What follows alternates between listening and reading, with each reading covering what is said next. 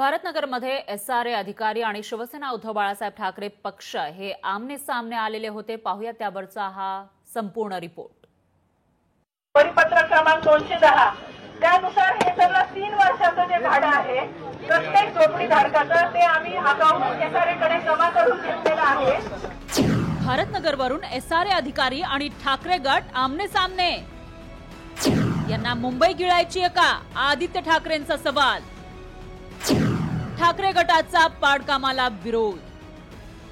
झोपडपट्टी पुनर्वसन प्रकल्प अधिकारी आणि शिवसेना उद्धव बाळासाहेब ठाकरे पक्ष समोरासमोर आल्याचं पाहायला मिळालं।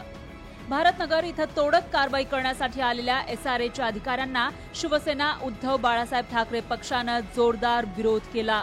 त्याचबरोबर शिवसेना उद्धव बाळासाहेब ठाकरे पक्षाचे स्थानिक आमदार वरुण सरदेसाई यांनी या पाडकामाला विरोध करत ते थांबवलंय।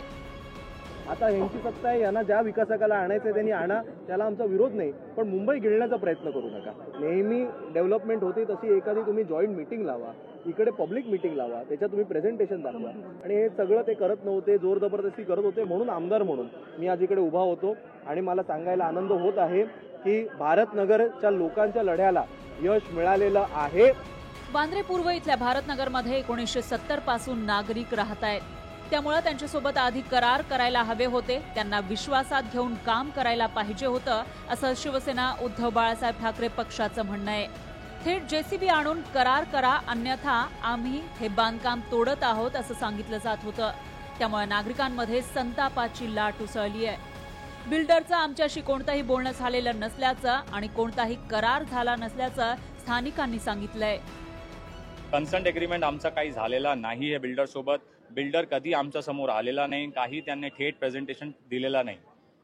ओके, आणि हे सगळे आता बुलडोजर, आता पोलीस बल, पोलीस प्रशासन असं घेऊन आणि बिल्डरचे काय लोक ते गुंडे वगैरे मवाली वगैरे घेऊन हे आलेले आहे, एक प्रेशर बनवतात आमच्या लोकांवर।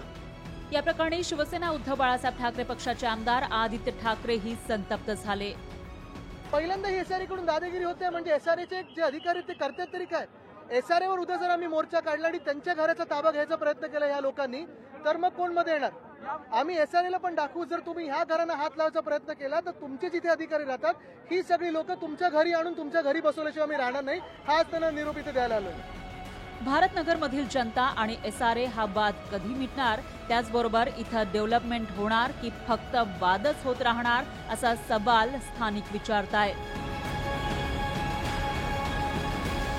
भूषण शिंदे, लोकशाही मराठी, मुंबई।